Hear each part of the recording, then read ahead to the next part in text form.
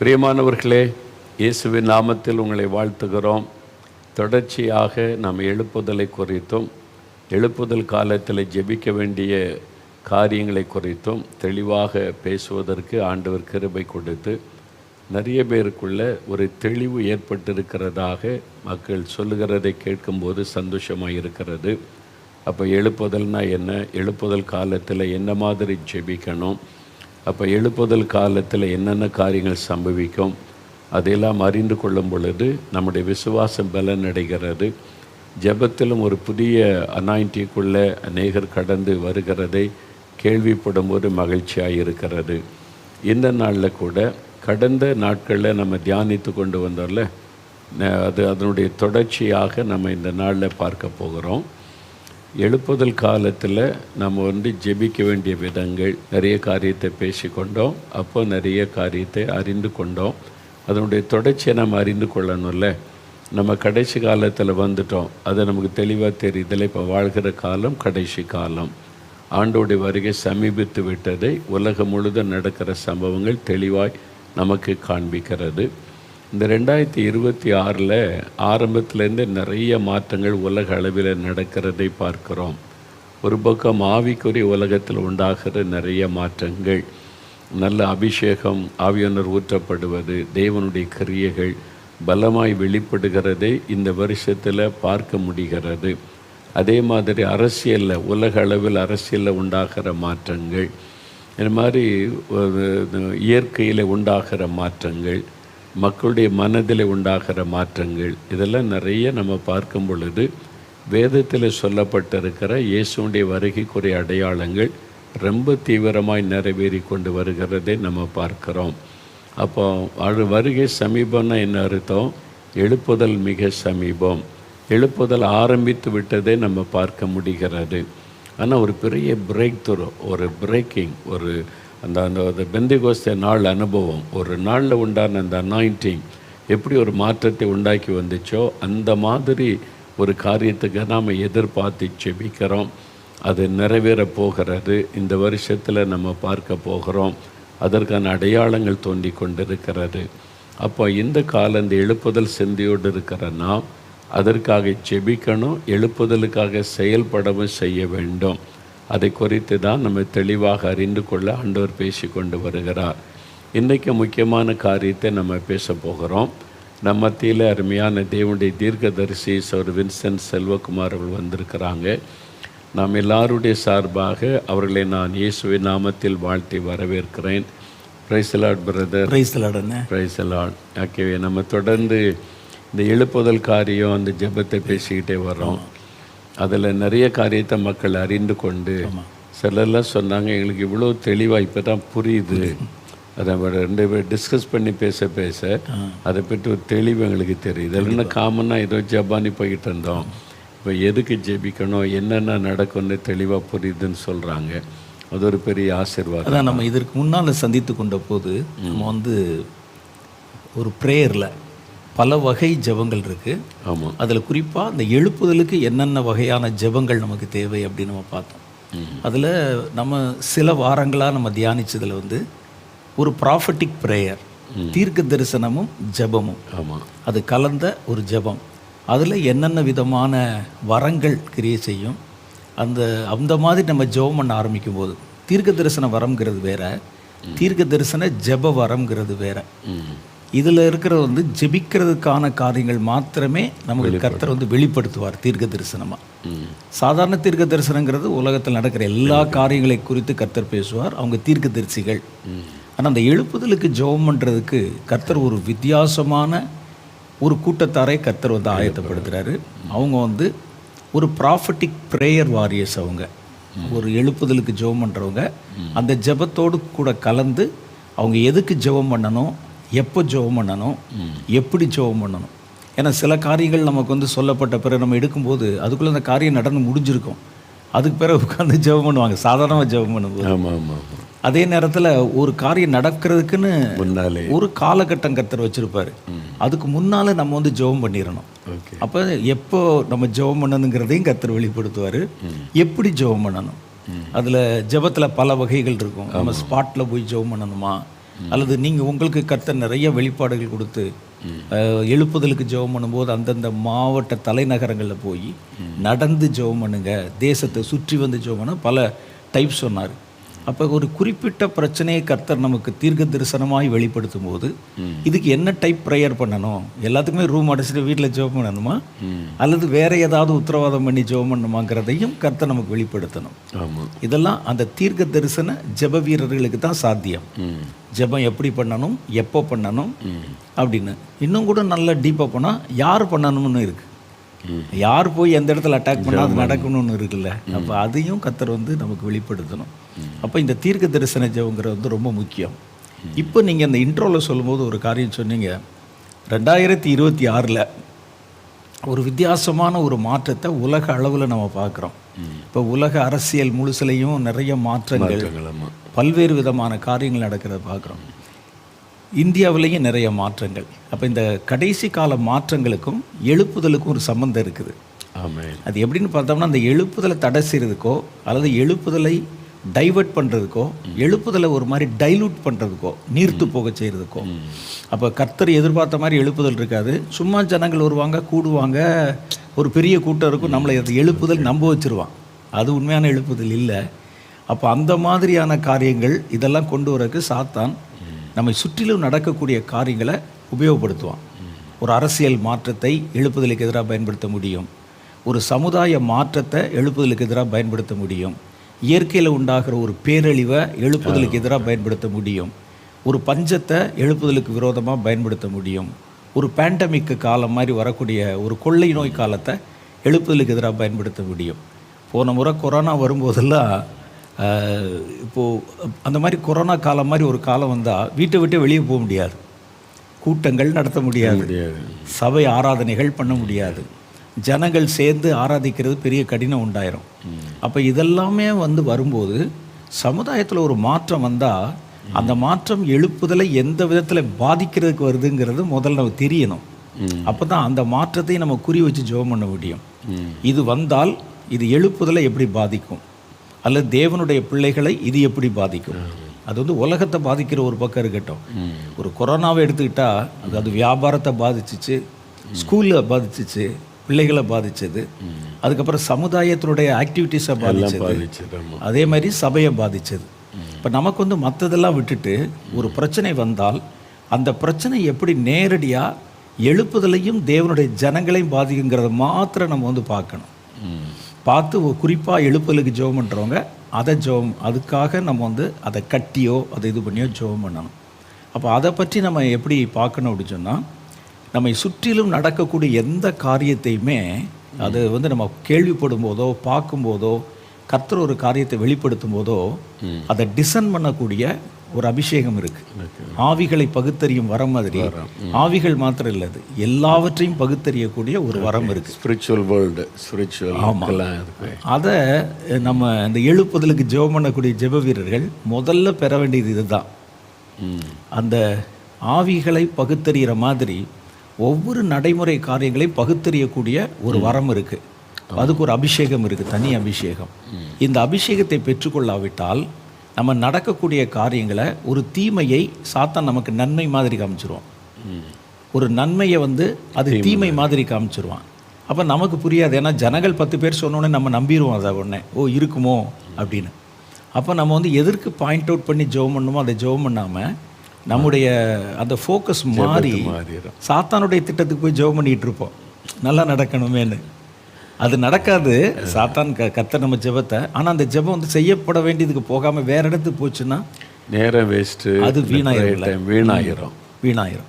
அப்போ இந்த மாதிரி காரியத்தை பார்க்கும்போது அந்த பகுத்தறியும் வரம்ங்கிறது ரொம்ப முக்கியம்.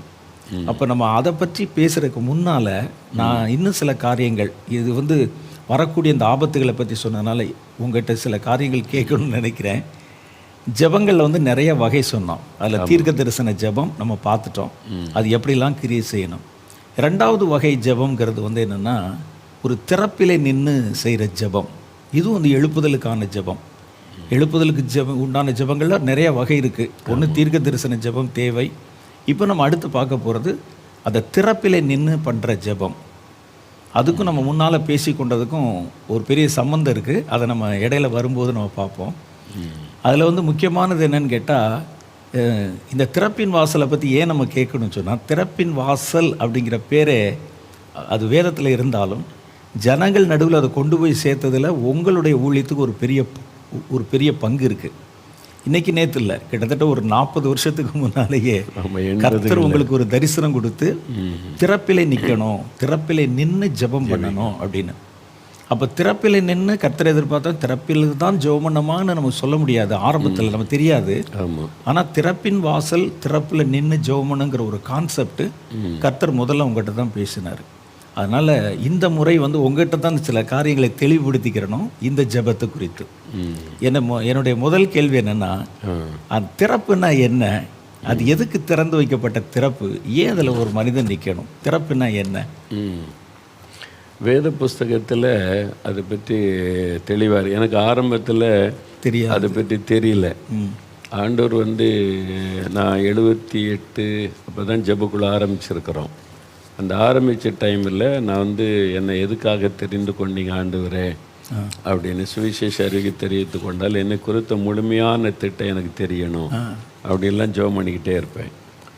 அப்படி ஆண்டவர்கிட்ட ரொம்ப பாரத்தோடு அழுது நான் ஜெபிக்கும்போது ஒரு நாள் ஆண்டவர் பேசினார். வந்து எசேக்கியேல் 22:30 இருக்குல்ல, ஆமாம், நான் தேசத்தை அழிக்காதபடிக்கு திறப்பிலே நிற்கவும் சுவரை அடைக்கவும் தக்கதாக ஒரு மனுஷனை தேடினேன், ஒருவனையும் காணேன் சொல்லிட்டு தேசத்துக்காக திறப்பில் நிற்க நான் அவனை தெரிந்து கொண்டேன் அப்படின்னு பேசினார்.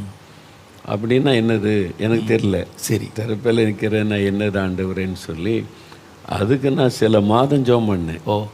அப்போ வந்து இதுக்கு அப்படின்னா என்ன அர்த்தம், திறப்பில் நிற்கிறேன்னா என்னது எனக்கு தெரியப்படுத்துங்க விளக்கணும்னு சொல்லி சில மாதம் ஜெபம் பண்ண பிறகு ஒரு ஊழியக்காரர் எழுதின ஒரு செய்தி வந்து கிடைத்தது. அமெரிக்காவில் இருக்க ஒரு ஊழியக்காரர் அதை வாசித்த போது கொஞ்சம் எனக்கு தெளிவாச்சுது. திறப்பில் எனக்கு நான் இதான் போகல அப்படின்னு. அப்போ தேசத்துக்காக, தேசத்தில் இருக்கிற மக்களுக்காக திறப்பில் நின்று ஜெபிக்கிறது என்பதாய். அதில் வந்து சங்கீதம் அதில் தெளிவாண்டிருக்கு. மோசே திறப்பில் நின்று ஒரு சம்பவம் எழுதப்பட்டிருக்கு. 106வது சங்கீதம் 22-23 வசனம் பாருங்கள். ஜனங்கள் தங்கள் இரட்சகராகிய தேவனை மறந்தார்கள், ஆகையால் கர்த்தர் அவர்களை நாசம் பண்ணுவேன் என்றார். அப்பொழுது அவரால் தெரிந்து கொள்ளப்பட்ட மோசே அவர்களை அவர் அழிக்காதபடிக்கு அவருடைய உக்கரத்தை ஆற்றும் பொருட்டு கர்த்தருக்கு முன்பாக திறப்பின் வாயிலே நின்றான். அப்போ அங்கே இஸ்ரவேல் ஜனங்கள் கர்த்தருடைய ஜனங்கள் தான்.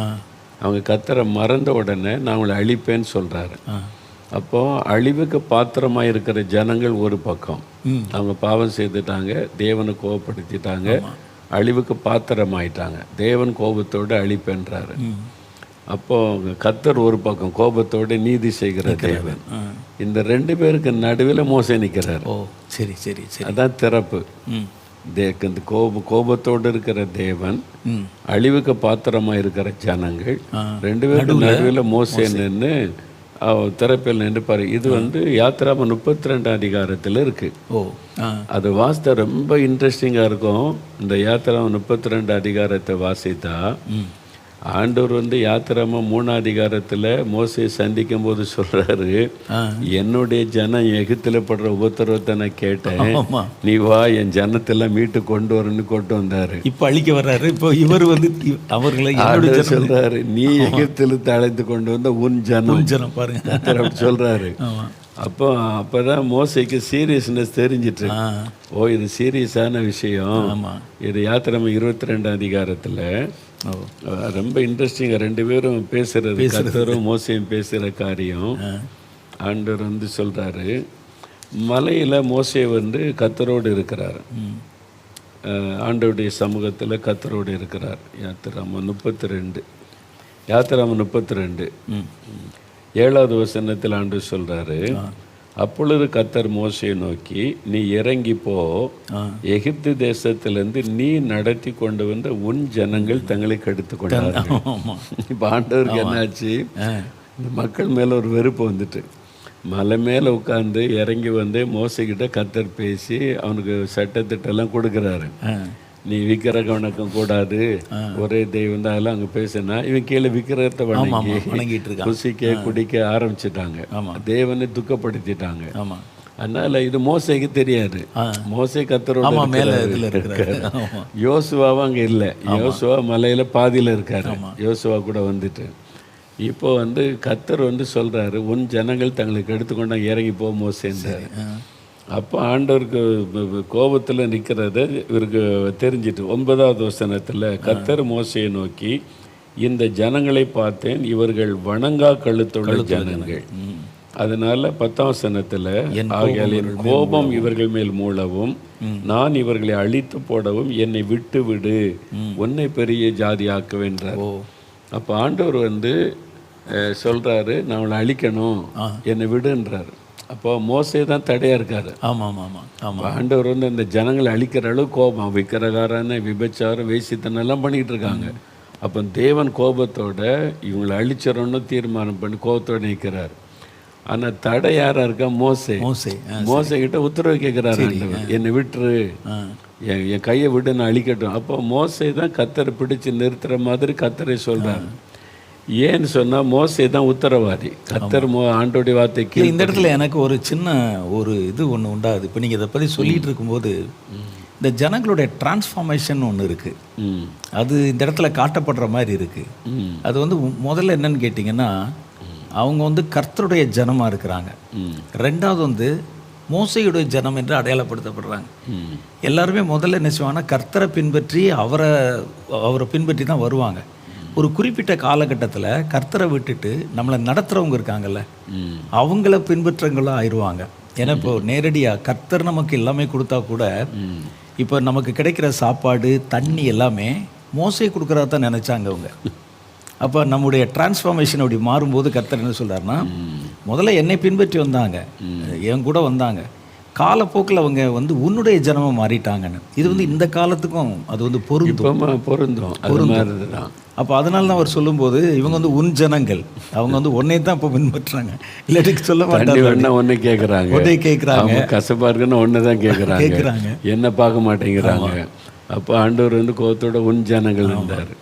மோசே சொல்றாரு, இல்லை ஆண்டவரே, உம்முடைய ஜனம். அவர் பேசும்போது, நீங்க அழைத்து கொண்டு வந்த உம்முடைய ஜனத்தின் மேல உமக்கு கோபம் மூளாது இருப்பது. ஏன்னா மோசைக்கு வந்து அந்த காரியங்கள், அவங்களுடைய உணவோ அவங்களுடைய உடையோ இது குடிக்கிற தண்ணியோ எங்கேருந்து வரும்னு மோசைக்கு தெரியும்.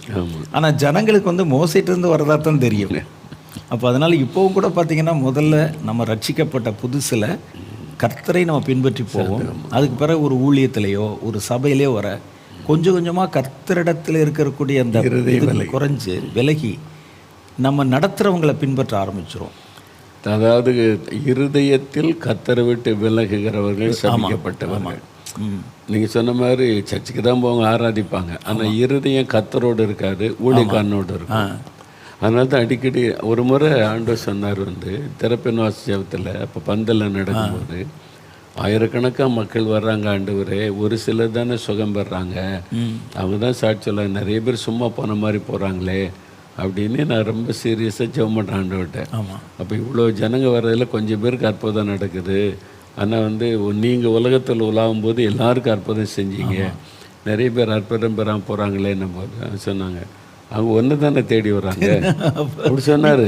அதே தான் இங்கே தான், என்ன தேடி வர்றவங்களுக்கு நான் அற்புதம் செய்கிறேன். அப்போ மோகன்லாஸ் ஏதாவது செஞ்சிருவான்னு ஒன்றை தேடி வர்றவங்களுக்கு நான் இப்படி அற்புதம் செய்ய முடியும்? இல்லாத நீங்கள் சொன்ன மாதிரி. அப்போ அவங்களுடைய இருதயம் வந்து கர்த்தரை நோக்காமல் ஊழியக்காரனை பார்க்கறது, பாஸ்டரை பார்க்கறது, எங்களுக்கு அது மாதிரி சில ஊழியக்காரர்களும் அப்படி டீச் பண்ணிடுறோம். ஆமாம், இதில் ரெண்டு பக்கமே தப்பு இருக்குது. ஜனங்களும் தப்பு இருக்குது. நம்ம மூலம் நடக்கிற அற்புதங்களே பார்த்துட்டு அவங்களுடைய நம்பிக்கை நம்ம மேலே திரும்பிடுது. ரெண்டாவது வந்து ஊழியக்காரர்கள்ட்டையும் அந்த தவறு இருக்குது.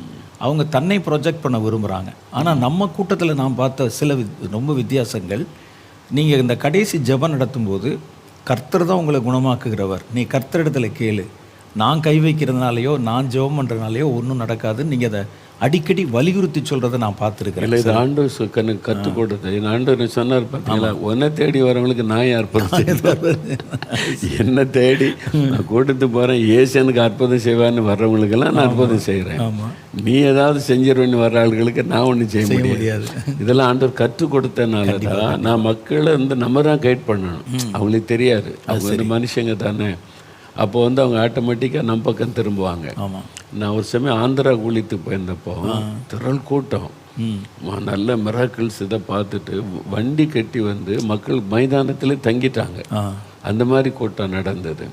அது வந்து திரள் கூட்ட மக்கள் ஆயிரக்கணக்காக. நான் ஒவ்வொரு நாள் கூட்டம் முடிச்சுட்டு பின்னால் வரையும் போயிடுவேன். நான் அவங்க ஊழியக்காரனை பார்க்கணுன்னு சந்திக்கிறேன். கடைசி நாள் ஜெபம் பண்ணுன்னு சொல்லிட்டேன். கடைசி நாள் முண்டி அடித்து ஆயிரக்கணக்காக இருக்காங்க. இந்த ஜனங்களை நான் பார்த்தேன், காலம் எல்லாம் என்னை தோற்றணும் இருப்பாங்க அப்படின்னு இருக்காங்க. நான் பார்த்தேன் இது டேஞ்சரு அப்படின்னு சொல்லிட்டு எல்லாம் கூட்டம் முடிஞ்சிட்டு இப்போ தனி ஜெபத்துக்கு நான் ஃபுல் மைதான ஜனங்க இருக்காங்க. நான் சொல்ல ஒரு கண்டிஷன், நான் சொல்கிறது கேட்டால் நான் இருந்து ஜெபிக்கிறேன், இல்லாட்டா நான் போயிடுவேன்னு சொன்னேன். அப்போ எல்லாம் கவனிச்சாங்க. நீங்கள் நிறைய பேர் என்னை தொட்டு கும்பிட்றீங்க ஊழியக்காரனை. அந்த ஆந்திர மக்கள் ரொம்ப ஒரு இன்னசென்ட் பீப்புள், நம்ம தமிழ்நாட்டு மக்கள் மாதிரி கிடையாது. அவங்க வந்து ரொம்ப பக்தி உள்ளவங்க. அப்போ அதனால் எல்லோரும் அப்படி நிற்கிறாங்க. நான் வந்து ஒரு 5 நிமிஷம் பேசினேன். நீங்கள் வந்து என்னை தொட்டு கும்பிடக்கூடாது, என் காலில் விழக்கூடாது, நீங்கள் என்ன தொட, நான் உங்களை தொட்டு ஜெபிப்பேன் வரிசை. அப்படி கண்டிஷன் ஒத்துக்கொண்டா இருக்கேன். நீங்கள் யாராவது இந்த காலில் விழுந்தீங்க என்னை தொட்டு கும்பிட்டீங்கன்னா நான் போய்கிட்டே இருப்பேன்னு சொல்லிட்டேன். சிட்ட சொன்ன பிறகு நான் வந்து ஒரு மனுஷன், நம்ம இயேசு கிறிஸ்து தான் நமக்கு முக்கியம் தெளிவாக சொன்ன பிறகு சரி ஓகேன்னு ஒற்றுக்கொண்ட பிறகு நான் இறங்கி ஜெபம் பண்ணேன். அப்போது ஒரு ஊழியக்காரனுடைய பொறுப்பு மக்களுக்கு கைட் பண்ண வேண்டியது. இதை தான் ஆண்டு எனக்கு சொல்லி கொடுத்தாரு. அதனால தான் நான் கவனமாக எல்லா இதுலேயும் அவங்களுடைய விசுவாசம் ஆண்டவர் பக்கம் போனால் தான் அற்புதம் நடக்கும். அவங்களுடைய விசுவாசத்தை, தப்பான விசுவாசம் அற்புதத்தை தடை பண்ணிடும். அப்போ கரெக்டான விசுவாசத்தில் நடத்தினா தான் அவங்க அற்புதத்தை பெற முடியும், இயேசு மகிமைப்பட முடியும். அப்போ இது சொன்ன மாதிரி இவங்க வந்து எல்லாம் முதல்ல வந்து என் ஜனங்கள் சொன்னவர் இப்போ உன் ஜனங்கள் சொல்கிறார். அவங்க நம்பிக்கை முழுசும் உன்னை பின்பற்றி இருக்கு. அவங்க இப்போ வந்து நீ நடந்தா அவங்க நடப்பாங்க, உன்னை பின்னால் தான் வருவாங்க அப்படிங்கிற மாதிரி ஒரு சூழ்நிலை வந்துச்சுங்கிறது தான் கர்த்தர் அங்கே காமிக்கிறார். அப்போ அவர் வந்து இந்த சமயத்தில் ஆண்டவர் கோபத்தோடு இருப்பது மோசைக்கு தெரிஞ்ச உடனே கெஞ்சி பிரார்த்தித்தான். இதான் வந்து திறப்பில் இருந்து ஜெபிக்கிற ஜெபம். நீங்கள் பார்த்தீங்கன்னா 12ஆம் வசனத்தின் பின்பகுதியில் உமது ஜனங்களுக்கு தீங்கு செய்யாதபடி அவர்கள் மேல் பரிதாபம் கொள்ளும் அப்படி ஜெபிக்கிறார். 13ஆம் வசனத்தின் கடைசியில் நீர் ஆணையிட்டு சொன்னீரே என்று கெஞ்சி பிரார்த்தித்தான். கெஞ்சுகிறார் இடத்துல மக்களுக்காக. அப்பொழுது கர்த்தர் தமது ஜனங்களுக்கு செய்ய நினைத்து தீங்கை செய்யாதபடிக்கு பரிதாபம் கொண்டார் அப்படின்னு அது நம்ம பார்க்குறோம். அப்போ வந்து தேவன் ஒரு தேசத்தின் மேலே அந்த பாவம் பெருகும்போது தேவனுடைய கோபம் வந்துடும். சோதோம் கொமோரா பட்டணம், நினிவே பட்டணம், அது மாதிரி எருசலேம் பட்டணம். எருசலேம் பார்த்து இயேசு அழுகிறார்ல. அப்போ வந்து அவங்க ரட்சிப்பை புறக்கணிச்சிட்டாங்க, தங்களை தேடி வந்த ரட்சிப்பை ஏற்றுக்கொள்ளலை, அதனால உனக்கு ஒரு அழிவு வரப்போகுது. இதெல்லாம் இயேசு அறிந்ததுனால பாரம் கொண்டு திறப்பில் நின்று அவர் வந்து கண்ணீர் விட்டு அழுகிறார் எருசலேமை பார்த்து. அப்போ இதெல்லாம் வந்து இல்லை, இதில் தான் என்னுடைய கேள்வி என்னென்னா, அந்த திறப்பு அப்படிங்கிறது வந்து தேவனுடைய கோபாக்கினை வரக்கூடிய பாதையாது? ஆமாம், அதுதான். ஆமாம். அப்போ திறப்புங்கிறது தேவன் ஒரு பக்கம், கோபாக்கினைக்கு பாத்திரமான மக்களோ பட்டணமோ தேசமோ ஒரு பக்கம். இப்போ அழிக்கிறதுக்கு தேவன் ரெடியாக நிற்கிறார். இந்த ரெண்டுக்கு நடுவில் ஒரு கேப் இருக்குல்ல, மத்தியில் வந்து ஒரு ஆள் நின்று பேசுறது, பரிந்து பேசுவார். அதான் திறப்பில் நிற்கிறது. அதான். அப்போ இதை வந்து நம்ம சும்மா ஒரு இல்லஸ்ட்ரேட்டிவாக நம்ம வந்து ஒரு பிக்சரைஸ் பண்ணி பார்த்தா, இந்த ஜனங்களை சுற்றிலும் கர்த்தருடைய ஒரு பாதுகாப்பு இருக்குது. இந்த ஜனங்கள் வந்து பாவம் செய்யும்போது அந்த சுவத்தில் வந்து திறப்பு விழுகுது. ஆமாம், அந்த தேவ கோபாக்கினை வர்றதுக்கு. அப்போ இது வழியாக வர்றது வந்து தேவனுடைய கோபாக்கினை தான் இந்த திறப்பு. ஆமாம். அப்போ இந்த திறப்பு பிசாசினால் வர்றது இல்லை. அப்போ இந்த திறப்பில் நின்று நம்ம ஜெபம் பண்ணுறவங்க தேவனால் உண்டாகிற கோபாக்கினையில் என்னென்ன வருமோ அதுக்காகத்தானே ஜெபம் பண்ணணும். ஆமாம், ஆமாம். அப்போ இது வந்து பிசாசு சம்மந்தப்பட்டது. கர்த்தருக்கும் அந்த மனுஷங்களுக்காக பரிந்து பேசுவது ஆண்டவர்கிட்ட. அதான் இப்போ திறப்பு. அதில் தான் ஒரு சின்ன ஒரு சப்டைட்டில் ஒரு கேள்வி. சரி. அந்த கர்த்தர் நமக்கு கர்த்தர் தேசத்துக்கோ ஜனங்களுக்கோ ஒரு குடும்பத்துக்கோ கூட ஒரு சபைக்கோ வைத்திருக்கக்கூடிய ஒரு பாதுகாப்பில் என்னென்ன காரியங்களால் இந்த திறப்பு விழுவதற்கு வாய்ப்பு இருக்கும்? திறப்புன்னா கர்த்தருடைய கோபாக்கின வரக்கூடிய பாதை, அந்த விரிசல் விழுகிறதுக்கு எதனாலெல்லாம் அந்த மாதிரி விரிசல் விழுகும்? இந்த பாவங்களில் விதவிதமான பாவங்கள் பைபிளில் சொல்லியிருக்கல. சில பாவங்கள் வந்து நியாய தீர்ப்புக்கு முந்தி கொள்ளும் அப்படின்லாம் பைபிளில் இருக்குது. அது மாதிரி சில மீறுதல்கள் வந்து சாதாரண பாவங்கள், சில அக்கிரமங்கள் மீறுதல்கள் இருக்குது. ஆமாம். அப்போ அந்த அக்கிரமங்கள் அப்படின்னு வரும்போது அது வந்து ரொம்ப பாதிப்பை உண்டாக்குற பாவங்களாக இருக்கும். முக்கியமாக தேவனை துக்கப்படுத்துகிற பாவம் விக்கிரக ஆராதனை. ஒரு தேவன் தான் ஜீவனுள்ள தேவன் என்று அறிந்தும் அதை விட்டுட்டு விக்கிரக ஆராதனை பண்ணும்போது அது அவங்க மேலே தேவனுடைய கோபத்தை கொண்டு வரும். அது கொண்டு வருது. அப்புறம் விபச்சாரம், வேசித்தனம், பாலியல் சம்பந்தமான பாவங்கள், அது வந்து ஒரு தேசத்தில் சாபத்தையும் பெரிய ஒரு இதை கொண்டு வரும். அதே மாதிரி மற்றவர்களை பாதிக்கிற மாதிரி, முக்கியமாக என்னென்னா ஒரு விதவையனுடைய உள்ளத்தை பாதிக்கிற மாதிரியோ, ஒரு இன்னசென்ட் பிளட்டை சிந்தினா, ரத்த சிந்தினாலோ தேவனுடைய கோபாக்கினையும் ஒரு கேர்ட்ஸும் வந்துடும் அவங்க மேலே. அது ஒரு தனிப்பட்ட ஆளாக இருந்தாலும் ஒரு குடும்பமாக இருந்தால் அந்த குடும்பத்தின் மேலே கோபாக்கினை வரும். ஒரு பட்டணத்தில் அந்த அநியாயம் பண்ணால் அவங்க மேலே அந்த கோபாக்கினை வரும். அப்போ அந்த தேசத்தை ஆளுறவங்க பண்ணால் அந்த தேசத்தின் மேலே அந்த தெய்வ கோபாக்கினை வரும். அப்போ அது வந்து சாபத்தை கொண்டாடுறது. அதுக்கு திறப்பில் நிற்க வேண்டியது அவசியமாக இருக்குது. அது இப்போது வந்து கர்த்தருடைய கோபாக்கினைகள் வர்றதுக்கு வந்து வேதத்தில் வந்து எந்தெந்த இடங்களில் கர்த்தருடைய கோபாக்கினை வந்தது? ஆதியாகமம் 6வது அதிகாரத்தில் வந்து ஒட்டுமொத்த உலகத்தை அழிக்கிறார். அப்போ அதுக்கு பின்னணி காரணமாக இருந்த பாவம், மனிதர்கள் தங்களுடைய வழியை கெடுத்து கொண்டார்கள். அடுத்து வந்து தேவனை வந்து உணராதிருந்தார்கள். வெள்ளம் வாரிக்கொண்டு போக மட்டும் உணராதிருந்தார்கள். முதல்ல வந்து ஒரு மனிதனுடைய ஒரு கேரக்டரோ ஒரு எந்த ஒரு காரியமோ அழிவதற்கு வந்து முதல் காரணம் உணர்வற்ற இருதயம். கடவுள் இருக்கிறாரு அல்லது நமக்கு ஒரு நித்திய ஜீவ வாழ்க்கை இருக்குங்கிற அந்த உணர்வு மழுங்கு போகும்போது தான் அவன் எந்த பாவத்தையும் செய்யறதுக்கு துணிகிறான். அப்போ அந்த உணர்வற்று போகிறது ஒரு காரியம். அதே மாதிரி எந்தெந்த இடங்களில் தேவனால் வந்து உண்டான ஆபத்துகளை வந்து ஜனங்கள் சந்திச்சாங்க அப்படின்னா, தாவீதின் காலத்தில் வந்து தாவீது செய்கிற தவறு, அதுதான் இப்போ நீங்கள் சொன்னீங்க, ராஜாக்கள் செய்கிற தவறுனால தேசமே பாதிக்கப்படுது. அவர் என்ன செய்கிறாருன்னா, இஸ்ரவேல் ஜனங்களை வந்து ஒரு எண்ணிக்கை போட்டு அவங்கள தொகை பார்க்க சொல்கிறாரு. வெளிப்பார்வைக்கு பார்த்தா அது தப்பு மாதிரி தெரியாது, உள்ளுக்குள்ளே ஆழமாக பார்த்தா அது ஒரு தவறான காரியம். அவர் என்ன செஞ்சார்னா 12 கோத்திரத்துக்கும் அவர் தான் ராஜா. ஆனால் அவர் என்ன சொல்கிறாரு, இவங்களுடைய ஆட்களை கூப்பிட்டு, நீ என்ன செய்யணும், மிச்ச 11 கோத்திரத்தை ஒன்றாகவும் யூதா மீதி உள்ள 10 கோத்திரத்தை ஒன்றாகவும் யூதா பென்யமீனை மாத்திர தனியாகவும் வேண்டும்னு சொல்கிறார். ஏன்னா இவர் யூத கோத்திரத்தை சேர்ந்தவர். அப்போ நம்மால் எவ்வளோ பேர் இருக்கா? அப்போ ஒட்டுமொத்தமாக இருந்தவங்க நடுவில் ஒரு பிரிவினையை கொண்டு வர்றார். அதுதான் ஒரு தேசத்தில் வந்து ஜாதி பிரிவினை, மத பிரச்சனையோடு ஒரு அரசாங்கம் செயல்பட்டாலே அந்த தேசத்தின் மேலே தெய்வ கோபாக்கினை வரும். ஏன்னா அவங்க எல்லாருக்கும் பொதுவாக தான் லீடர்ஷிப்பில் இருக்கணும். ஒரு மாநிலத்தை ஆள்றவங்களாக இருந்தாலும், தேசத்தை ஆளுகிறவங்களாக இருந்தாலும், இன பாகுபாடு, மொழி பாகுபாடு, ஜாதி பாகுபாடோட உணர்வோடு செயல்பட்டாலே அங்கே கட்டாயம் தேவனுடைய கோபாக்கின சாபம் வரும். இது வந்து சிலர் வந்து ஏற்றுக்கொள்ள மாட்டாங்க. ஏன்னா அதனுடைய பாதிப்பு உடனே தெரியாது. ஆண்டவர் வந்து எல்லாருக்கும் மனம் திரும்ப வாய்ப்பு கொடுக்குறார். கண்டிப்பாக அவன் மனம் திரும்பட்டோன்னே. இப்போ வந்து தாவீது காலத்தில் கொடிதான ஒரு பஞ்சம் வருது. ஆமாம். அப்போ 3 வருஷம் பஞ்சம் வந்தது. முதல் வருஷம் சரி நார்மலாக நினைக்கிறார். 2வது வருஷம் ஓகே, 2 வருஷம் மழை இல்லை. 3வது வருஷம் பஞ்சம் வந்த உடனே அவர் யோசிக்கிறார். அந்த உணர்வு வருது, ஏன் இந்த மாதிரி கர்த்தரிடத்துல விசாரிக்கிறார், ஏன் ஆண்டவரே என்ன பஞ்சம்? அப்போதான் கர்த்தர் சொல்றாரு, சவுல் சிந்தின ரத்தம் ஒரு ஃபேமிலியை அவன் அநியாயமாக அழிக்கிறான்.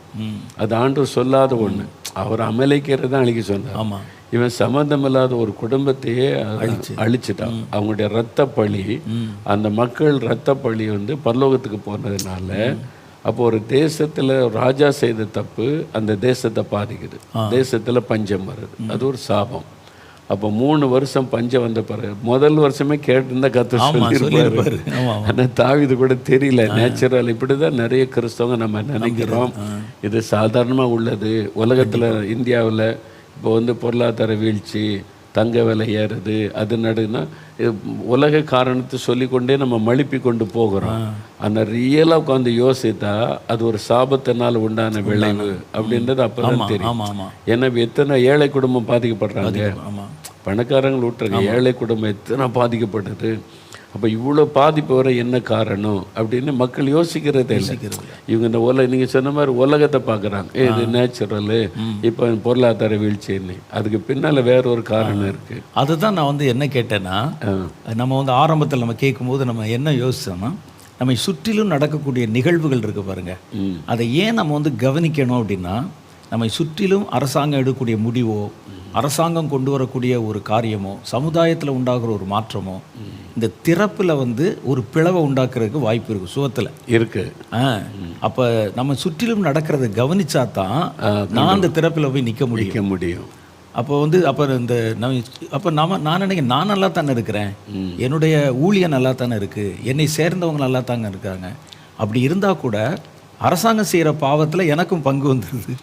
ஆமாம், இது தான் ஒன்று. அதாவது வந்து ஸ்டெயின்ஸ் மிஷினரியை எரிச்சாங்கல்ல, அவர் மகன் தகப்பன் 2 பிள்ளைகளை எரிச்சு கொண்டுட்டாங்க.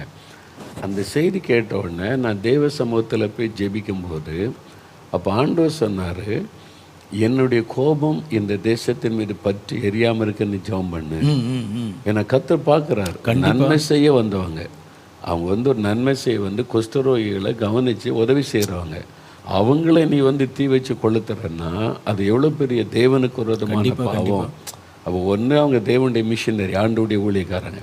ரெண்டாவது அவங்க நன்மை செய்ய வந்தாங்க, உனக்கு என்ன தீமை செய்தாங்க, அப்போ அதை நீ துணிகரமாக செய்கிற. அப்போது ஒரு பெரிய கோபாக்கியம் வர்ற அழி வரணுன்னு, முக்கியமாக ஒரிசா அங்கே தானே நடந்துச்சு. அப்போ நான் ரொம்ப அதுக்கு ஜெபம் பண்ணு அப்படின்னு ஆண்டவர் பேசினார். அப்போ நான் பாரத் ஆண்டவர் உண்டாக்கி அழுத ஆண்டவரை மன்னியும், எங்கள் தேசத்தில் செய்கிறப்போ நான் செய்த என்னுடைய பங்கு அதில் இருக்குல்ல, என் தேசம். நிச்சயமா. அப்போ ஒரு தேசத்துலேருந்து நன்மை செய்ய வந்தவங்கள ஒரு நம்ம மக்கள் கொன்ன உடனே அப்போ எனக்கும் அந்த பங்கு இருக்கு. அப்போ ஆண்டவரை என்னை மன்னியும், எங்களை மன்னியும், அரசாங்கத்தை மன்னியும், அது செய்தவங்களை மன்னிச்சு இறக்க செய்யணும். ரொம்ப நேரம் கண்ணீரோடு ஜெபம் பண்ணேன், அழுது கண்ணீரோடு ஜெபிச்சு. அப்போ தான் எனக்கு ஒரு உள்ளத்தில் அப்படியே ஒரு அமைதி வந்தது. நீங்கள் பார்த்தீங்கன்னா அதே வருஷம் ஒரிசாவில் சூப்பர் சைக்கிளான் அடிச்சு, கடல் வந்து பல மீட்டர் அளவுக்கு ஊருக்குள்ளே வந்துச்சு. சில கிராமங்கள் அழிந்தது, பெரிய அழிவு உண்டாக்கிச்சு அந்த டைமில். அதுக்கப்புறம் நடக்கலை. நம்ம திறப்பில் இந்த ஜெபிக்காம இருந்திருந்தா ஒட்டுமொத்த மிகப்பெரிய அழிவை கண்டிப்பாக. அது வந்து நம்முடைய கண்ணீரின் ஜெபத்தினால தேவன் அந்த அழிவை மட்டுப்படுத்தி, ஆனால் நியாயம் செய்கிற தேவன். அவருடைய காலத்தில் அறியப்படாத ஒரு குடும்பம் பாதிக்கப்பட்ட போதே கர்த்தர் இவ்வளவு கொண்டாந்தாருன்னா, இவங்க வந்து தேவனுக்கு ஊழியம் செய்கிறவங்க, கர்த்தரெல்லாம் வந்து மீட்கப்பட்டு தேவனுடைய மனுஷராக இருக்கவங்கள பண்ணா கர்த்தருடைய கோபம் சும்மா விடாது கட்டாயம். இப்போ வந்து வட இந்தியாவில் நடக்கல சில தாக்குதல், இதெல்லாம் இவங்க வந்து ஈஸியாக எடுக்கிறாங்க. ஆனால் அதனுடைய விளைவு இனிமேதான் வரும். கண்டிப்பாக. ஆண்டவர் ஒரு செஞ்ச உடனே தேவன் அடுத்த நாளே தண்டிப்பதில்லை. ஏன்னா எந்த மனுஷனுக்கும் மனம் திரும்பறதுக்கு ஒரு வாய்ப்பை கொடுக்குறார். அவன் உணர்ந்து மனம் திரும்பட்டும். ஆண்டவர் டைம் கொடுத்து அந்த குறிப்பிட்ட காலம் முடிஞ்ச பிறகு உணர்வு இல்லைன்னா தான் தேவனுடைய நியாய தீர்ப்பு அதில் வரும். அப்போது சவுல் செய்த தப்புக்கு அவன் இறந்து போயிட்டான். ஆனால் அந்த பாதிப்பு தேசத்துக்கு வருது. அப்போ வந்து 3 வருஷம் பஞ்சம். அப்போ தாவீதுக்கு என்ன செய்யணும், அந்த அவங்கள கூப்பிட்டு, பாதிக்கப்பட்டவங்களை கூப்பிட்டு கேட்குறாரு, உங்கள் பாதிக்கப்பட்டுட்டு சவுல்னால நாங்கள் என்ன செய்யணும் அப்படின்னு கேட்டோம். சவுல் குடும்பத்தில் கொஞ்சம் பேர் எங்களுக்கு கொடுங்க, நாங்கள் உங்களை தூக்கில் போடணும் அப்படின்னு சொல்லி தாவீது ஒப்பு கொடுக்குறாரு. அப்போ சரிப்படுத்துறாரு. சில அந்த ராஜா மாறினா கூட பிரச்சனை மாறல பாருங்க. சவுல் மாறிட்டாரு, இப்ப தாவீது தான் இருக்காரு. ஆனா தண்டனை வந்து தாவீது காலத்துல வருது. அப்ப ஆண்டவர் இந்த ஒரு காலம் மக்களுக்கு, அப்ப அந்த மக்களும் உணர்வு எல்லாம் போயிட்டாங்க. கண்டிப்பா. அப்ப அதை சம்பந்தப்பட்டவங்க இருப்பாங்கல்ல, அதுல ஒன்னவங்க வந்து சவுல் டைரக்டர் செய்தாலும் படை வீரர்கள் அவங்க செய்தி பரவி இருக்கும்ல, அவங்கள இப்போ வந்து யோவாப் வந்து தாவீதுகிட்ட சொல்றாரு, இது செய்யாதங்க. யோவாப் சொல்றாருல்ல, அவர் சொல்றாரு. அப்போ அப்படி சொல்லக்கூடியவங்க யாருமே இல்லாமல் போயிட்டாங்க. அதான் தேவனுக்கு கோபம். அப்போ கர்த்தர் நமக்கு வந்து ஒரு தேசத்துக்கு கொடுத்துருக்கக்கூடிய நன்மையின் பாதுகாப்பு, அதில் வந்து கர்த்தருடைய கோபாக்கினை வர்றதுக்கு உண்டான விரிசல்களை உண்டாக்கக்கூடிய காரியங்கள். அப்போ இதில் வந்து இந்த விரிசல்கள் உண்டாக்கக்கூடியதில் வந்து என்னென்ன மாதிரி பிரச்சனைகளை முக்கியமாக நம்ம கொண்டு வரலாம்? சபைகள் செய்கிற பாவம், ஊழியர்கள் செய்கிற பாவம் இருக்கு. ஊழியர்களால் வந்த சாபம் தேசத்தின் மேலே இருக்கு. அதுக்கும் நம்ம ஜெபிக்க வேண்டியது இருக்கு. கண்டிப்பாக. இப்போ சபைக்குள்ள அதே மாதிரி பண்ணுறாங்க. இப்போ பாஸ்டர்ஸ் ஃபெலோஷிப்னு வச்சு ஓட்டுக்கு காசு வாங்குறாங்க. அது தேவனை துக்கப்படுத்துறது தானே. அப்போ ஆண்டவர் அவமானப்படுத்துறாரு. சென்னையில் என்ன சொல்ல, ஒரு பிஸ்னஸ் மேன், அவர் என்ன நல்ல தொழில் அறிவார். அவர் வந்து பாஸ்டர்ஸ்களுக்கு உற்சாகப்படுத்தணும்னு அவர் பாஸ்டர்ஸ் மீட்டிங் வச்சா சாப்பாடு கொடுக்கறது, அவங்களுக்கு கிஃப்ட் கொடுக்கறது எல்லாம் பண்ணி உற்சாகப்படுத்துவார். அவர் நேசிக்கிறவர். அவரே என்று சொன்னது என்னன்னா, போன தேர்தல் 4-5 வருஷத்துக்கு நடந்த தேர்தலில் ஒரு பாஸ்டர்ஸ் ஃபெலோஷிப்பில் அவங்க போய் ஒரு கட்சிக்காரங்கிட்ட, எங்கள் பாஸ்டர்ஸ் ஃபெலோஷிப்பில் 500 பாஸ்டர்ஸ் இருக்காங்க, ஒரு சர்ச்சில் 1000-2000 விசுவாசி இருக்காங்கன்னா இப்போ இத்தனை லட்சம் ஓட்டு எங்ககிட்ட இருக்குது, அதுக்கு நீங்கள் எவ்வளோ தருவீங்கன்னு இத்தனை லட்சம்னு பேரம் பேசி வாங்கிட்டாங்க. எங்கள் பாஸ்டர்ஸுக்கெல்லாம் கொடுக்கணும்னு வாங்கிட்டாங்க. வாங்கிட்டு அடுத்த எதிர்கட்சி இருக்குல்ல, அவங்ககிட்டையும் போய் இதே மாதிரி காசு வாங்கிட்டாங்க. இதை தெரிஞ்சு அவன் என்ன சொல்கிறான், எங்கள் அரசியல்வாதிகளை விட நீங்கள் ஃப்ராடுயா அப்படின்னு ஊழியரை பற்றி சொல்லி. கண்டிப்பாக ஒரு சிறு கூட்ட ஊழியர்கள் செய்கிற பெரிய தப்பு. இப்போ இன்னும் அவனுக்கு இயேசு பற்றி சொல்ல முடியுமா அரசியல்வாதிக்கு? எங்களை விட நீங்கள் மோசம் ஐயா, நீங்கள் 2 பக்கம் ஏமாற்றி காசு வாங்குறீங்கன்னு. இந்த பாஸ்டர் ஃபெலோஷிப்பில் இவர் பேசிட்டார். சரி, ஓட்டுக்கு காசு வாங்கினாங்க பாஸ்டர்ஸ் எத்தனை பேர்? அவங்க பாஸ்டர்ஸ் மீட்டிங்கில் உண்மையாக சொல்லுங்கள், கர்த்தருக்கு முன்னால் ஓட்டுக்கு இந்த மாதிரி காசு வாங்கின எத்தனை பேர்னா நிறைய பேர் கை வைத்திருக்காங்க. ஒத்துக்கிட்டாங்க. மனம் திரும்புங்க, இனி வாங்காருங்க, அது சாபம். நீங்கள் மக்களுக்கு சொல்லணும் ஓட்டுக்கு காசு வாங்காதங்கன்னு. நீங்களே வாங்கினா எப்படின்னு நேரடியாக பேசி அன்றைக்கி ஜெபிக்க வச்சு நிறைய பேர் ஜெபிச்சிருக்கிறாங்க. உண்மையாக நடந்தது. கண்டிப்பாக. ஆனால் இதெல்லாம் நானும் கேள்விப்பட்டேன், இந்த சம்பவம் நான் கேள்விப்பட்டேன். இதெல்லாம் சொன்னால் நிறைய பேர் கோபம் வருது. ஆனால் அது வந்து சாபம். கர்த்தர் பார்க்குறாரு. கர்த்தருடைய பார்வையில் பாருங்கள், ஒரு ஊழியக்காரன் போய் எல்லாரும் பேரையும் சொல்லி ஒரு கட்சிக்காரங்கிட்ட போய் நின்று எனக்கு இவ்வளோ காசு கொடு, நான் எவ்வளோ ஒரு கேவலம் அது. தேவன் அதை பார்க்கும்போது அவருடைய உள்ள எவ்வளோ துக்கப்படும். ஒரு சாபத்தை உண்டாக்குற ஊழியக்காரன், நீ ஊழியக்காரன்னா என்ன ஊழியக்காரன் நீ? அப்போ ஒரு இப்படி பட்டணத்தில் நிறைய பேர் செய்யும்போது அந்த பட்டணத்தின் மேலே சாபம் வருது. அப்போ கள்ள உபதேசம். நீங்கள் இந்த வெள்ளக்க சமயத்தில் கர்த்தர் உங்க மூலமாக பேசினார். ஏன் இந்த வெள்ளத்தை அனுமதிச்சார்? சாபம்னா கள்ள உபதேசத்தை அனுமதிக்கிறார். அப்போ வந்து அந்த பட்டணத்தில் இருக்கிற பெரியவங்களாவது தடுக்கணும், இது கள்ள உபதேசம் ஏற்றுக்கொள்ள முடியாது. இப்போ ட்ரெண்ட் எப்படின்னு கேட்டால், இப்போ வந்து அவர் என்ன பேசுகிறாருங்கிற முக்கியம் இல்லை, ஜனங்கள் வந்து நிறைய ஒருத்தர் ஆதரவு தெரிவித்தாங்கன்னா நல்ல அனுபவமுள்ள பாஸ்டர்கள் கூட அவங்கள கூட்டு உள்ளே பயன்படுத்த ஆரம்பிச்சிடுறாங்க. கூட்டம் தான் முக்கியம். இப்போ இவர் வந்தாருன்னா அவர் நிறைய ஜனங்கள் என்ன பேசுகிறாருங்கிறத பற்றி இல்லை, அவர் எப்படி ஜனங்கள் நடத்துவாருங்கிறது இல்லை. அவரை அது வேறு வார்த்தை இல்லை, க்ரௌடு புல்லிங் வார்த்தை. சிலர் வந்து எனக்கு அது கேட்டு துக்கம் இல்லை, எனக்கு வர முடியாது. இதுன்னா எனக்கு ஒரு க்ரௌடு புல்லிங் இருக்குது. என்னடா இது நம்ம மைண்ட்லேயே வராத ஒரு ஆவிக்குரிய உலகத்தில் பேசுகிறாங்க. இது என்ன ஒரு வார்த்தை இது இல்லை? நமக்கு வந்து அது தவறான வார்த்தை. நம்ம இயேசுக்கு தான் கூட்டம். நான் சொல்ல இயேசு எங்கே அறிவிச்சாங்க காமிச்சாங்க. சில இடத்துல எல்லாம் சொல்கிறது கேட்டுருப்பீங்க, நீங்கள் வரட்டன்னா கூட பரவாயில்ல, உங்கள் ஃபோட்டோவையாவது நாங்கள் யூஸ் பண்ணிக்கிறோம், சும்மா ஒரு 10 நிமிஷம் வந்து தலையை காமிச்சிட்டு போனோம் அப்படி சொல்ல, தலையை காமிச்சிட்டு போங்க போதும் அப்படின்னு சொல்கிறாங்க. இல்லை, இது தவறான ஒரு காரியம். இது தேவனை இது வந்து அவங்க யோசிக்க மாட்டேங்கிறது. ஆண்டவரை துக்கப்படுத்துகிற விஷயம். அப்போ ஆண்டவருடைய உள்ளத்தை காயப்படுத்தினாலே ஒரு சாபம் வந்துடுது இல்லை? அப்போ அந்த சாபம் நிறைய ஊழியக்காரங்க மேலே சாபம் இருக்குது, சபை மேலே சாபம் இருக்குது, ஊழியக்காரங்களால் பட்டணத்தின் மேலே சாபம் இருக்குது, இந்த சபை தலைவர்களால் அந்த சபை மக்கள் மேலே சாபம் இருக்குது. ஏன்னா இவங்க பேச மாட்டேங்கிறாங்க.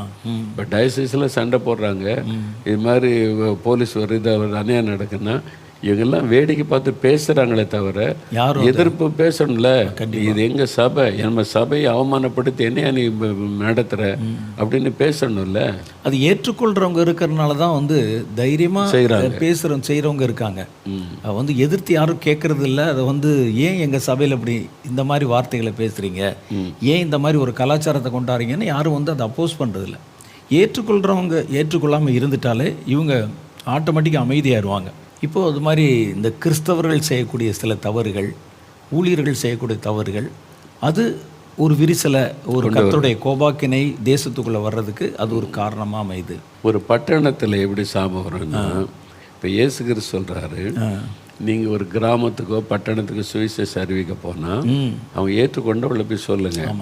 வேண்டாம் நீ விரட்டினா காலில் இருக்கிற தூசியை உதறி போட்டுட்டு போன்றார்ல. ஆமாம் ஆமாம் ஆமாம் ஆமாம். அது என்ன அர்த்தம்?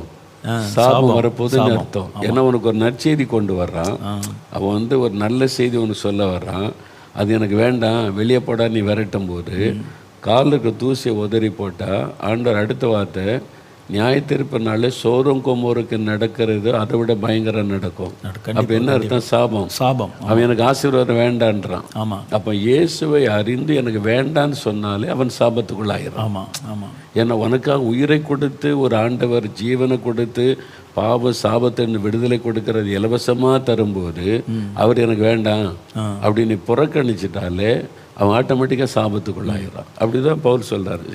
இப்போ அரசாங்கத்திலையும் சரி, நம்ம தேசத்தில் சமுதாயத்திலையுமே நம்ம நல்லா எடுத்து பார்த்தா கொஞ்சம் கொஞ்சமாக கர்த்தருடைய பிள்ளைகள் மேலே ஒரு வெறுப்புணர்ச்சியை பொது ஜனங்கள் மேலேயும் மற்ற மதத்தாருடைய மனதிலையும் தூண்டக்கூடிய செயல்பாடுகள் இருக்கிறது பார்க்குறோம்.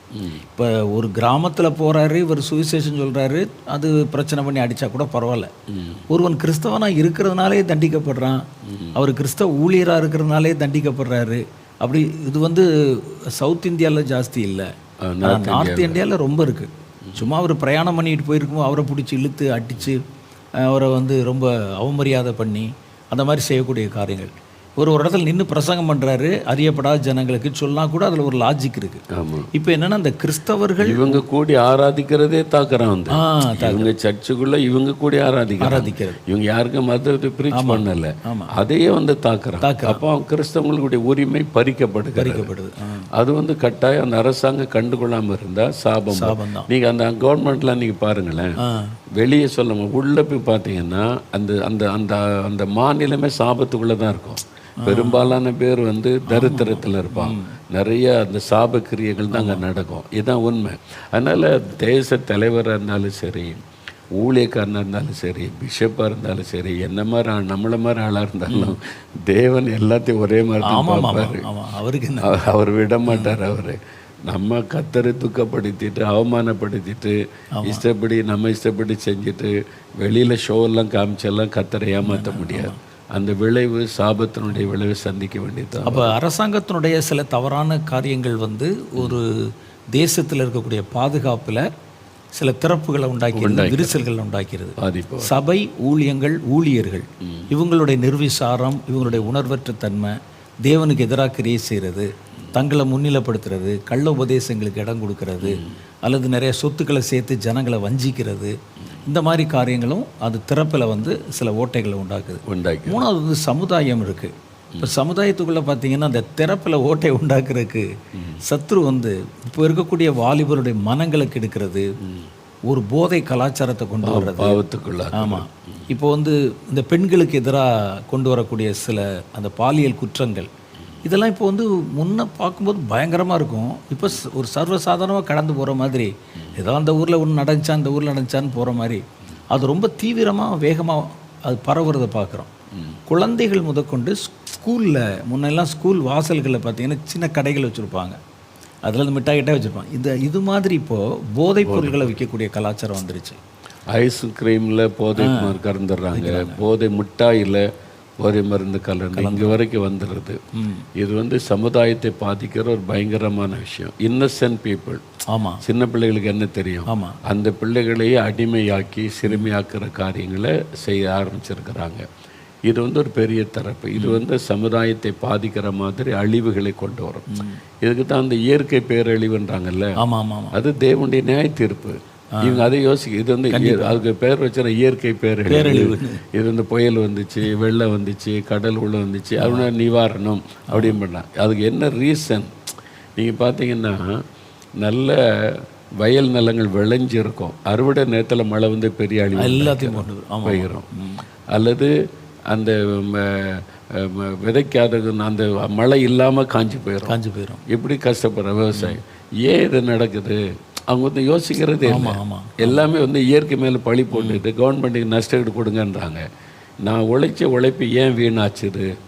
என்னை உண்டாக்கின ஒரு கடவுள் இருக்கார்ல, அப்போ அவருக்கு விரோதமாக எல்லாரும் பண்ணியிருக்கான்னு யோசிக்கணும் இல்லை? ஆமாம், கண்டிப்பாக. இவங்களை யோசிக்க விடாதபடி சாத்தான் உயரத்தை மழுங்க பண்ணி சரி, டைவெர்ட் பண்ணிடுறேன். கவர்மெண்ட்டுக்கிட்ட நஷ்டஈடு கேளு, அதை கேளுன்னு. இவன் போய் உண்மையாக கடவுளை தேடினா ஆண்டு சொல்லி கொடுப்பாரு, இதனால தான் உனக்கு எந்த பாதிப்புன்ட்டேன்னு. அப்போது அந்த உணர்வு மனுஷனுக்கு வேணும்ல. அப்போ இதெல்லாம் காணப்படுகிற பெரிய தீங்கு தான். இது ஒரு பெரிய சப்ஜெக்ட் சொன்ன மாதிரி. இந்த திறப்புங்கிறது தேவனுடைய கோபாக்கினை வரக்கூடிய வழி. அதான் மொத்தத்தில் அதான் வழி. சாபம் வரக்கூடிய வழி. சாபம் வரக்கூடிய வழி அந்த திறப்பு. அது அடைக்கிற ஒரு மனுஷன் என்ன மன்றாடணும், அது என்ன செய்யணும், அது எப்படின்றத நம்ம அடுத்த இதில் நம்ம தெளிவாக பார்த்துடலாம். உண்மையில் இது ரொம்ப பிரயோஜனமானது. இது கேட்ட பிறகுதான் நம்மளுக்கு இவ்வளவு யோசனை வருது. இந்த மாதிரிலாம் சாபத்தினால் உண்டாகிறோம் பட்டணத்தில். சில பட்டணத்தில் சாபத்துக்குள்ளாயிரும். அவங்கள ஒரு சுவிசேஷ அறிவிக்கு வந்தவங்களை அடித்து விரட்டிட்டான்னு வைங்களேன். ஒரு நல்ல செய்தி சொல்ல வந்தான், வெறுப்பில்லைன்னா அமைதியாக போயா வரான்னு சொல்லலாம். நீ அதை அடித்து விரட்டி துன்மார்க்கம் நடக்கும்போது அது அவங்களுக்கு தங்களுக்கு தாங்களே சாபத்தை வருவித்து கொள்றது. அது மாதிரிலாம் இருக்குது. அப்போ இது மாதிரி பாதிக்கப்பட்ட குடும்பங்கள் தெரியும், சில கிராமங்கள் எனக்கு தெரியும், தேசங்கள் கூட எனக்கு தெரியும். நான் பார்த்துக்க போய் ஆண்டவர் காமிச்சிருக்கிறார். அப்போ இதெல்லாம் நம்ம அறிந்து கொண்டு நம்ம ஜெபிக்கணும் அந்தந்த நாட்டுக்காக. ஓகே, அப்போ நம்ம அடுத்த இதில் அது குறித்து தெளிவாக பேசுவோம். அப்போ இது இந்த சாபத்தினுடைய வாசல் வரக்கூடிய நிறைய தெரிஞ்சுக்கிட்டோம். நிறைய உங்களுக்கு தெரிஞ்சிருங்க. இப்போ ஒருவேளை உங்கள் குடும்பத்தில் நீங்கள் இருக்கிற பகுதியில், உங்கள் கிராமம், உங்கள் பட்டணத்தில், உங்கள் தேசத்தில் சாபம் வரக்கூடிய வழி ஏதாவது திறப்பு இருக்குதான்னு இப்போ உங்களுக்கு தெளிவு வர ஆரம்பிச்சிருக்குல்ல. என்னை தெளிவாக அறிந்து அதுக்கு எப்படி ஜெபிக்கணும், தேவனிடத்தில் எப்படி மன்றாடி இந்த ஓட்டை அடைக்கப்படும் என்பதை அறிந்து ஜெபிக்கணும். அதற்கு உங்களை ஆயத்தப்படுத்தி கொள்ளணும். இப்போ ஒரு ஜெபம் பண்ண போகிறோம். இன்னும் தெளிவாக ஆண்டவரே எங்களுக்கு நாங்கள் அறிவில்லாமல் சங்காரமாகிறோம், எங்களுக்கு அந்த அறிவு அந்த சத்தியம் தெரியல, எங்களுக்கு இந்த தெளிவுபடுத்தி காண்பியும் அப்படின்னு சொல்லி ஜெபிக்கலாமா? ஜெபிக்கிறீங்களா? ஆண்டவர்கிட்ட கேளுங்க. என் குடும்பம், என்னுடைய சபை, என்னுடைய ஊழியம் ஏன் பாதிக்கப்பட்டிருக்குது, எங்கள் தேசம், எங்கள் பகுதி ஏன் இந்த கஷ்டத்தில் இருக்கிறோம், அது எங்களுக்கு தெளிவாக காண்பி ஆண்டவர் ஒரு ஜெபம் பண்ணுறீங்களா? என்ன இந்த விழிப்புணர்வு தேவை, இந்த சத்தியத்தை நம்ம அறியணும். இப்போ பிரதர் ஜெபிக்க போகிறாங்க. அந்த அறிவு நம்முடைய கண்கள் திறக்கப்படணும், ஆவிக்குரிய கண்கள். நம்ம அறியாமையில் இருக்கிறோம், அந்த அறிவை நமக்கு ஆண்டவர் தரணும். அதுக்கு ஒரு ஜெபம் பண்ண போகிறோம். எல்லாம் கருத்தை ஜெபம் பண்ணுங்க. எங்கள் கர்த்தரும் இரட்சகருமாகி எங்கள் ஆண்டவரே, எங்கள் ஒவ்வொரு வார்த்தைகளையும் கர்த்தர் கவனித்து கொண்டு வருகிறீர். தேசத்தில் நீர் கொடுத்த வாக்குத்தத்தமான அந்த எழுப்புதல் அது வருவதற்கு முன்பாக எத்தனை தடைகள் ஆண்டவரே. ஆண்டவரே, நீர் எங்களுக்கு தேசத்திற்கு கொடுத்த வாக்குத்தத்தத்திலும் பாதுகாப்பிலும் எத்தனை திறப்புகள் உண்டாகின்றன, எத்தனை விரிசல்கள் உண்டாகின்றன. ஆண்டவரே, சாத்தான் ஒரு பக்கம் விரிசல்களை உண்டாக்கி கொண்டே இருக்கிறான்.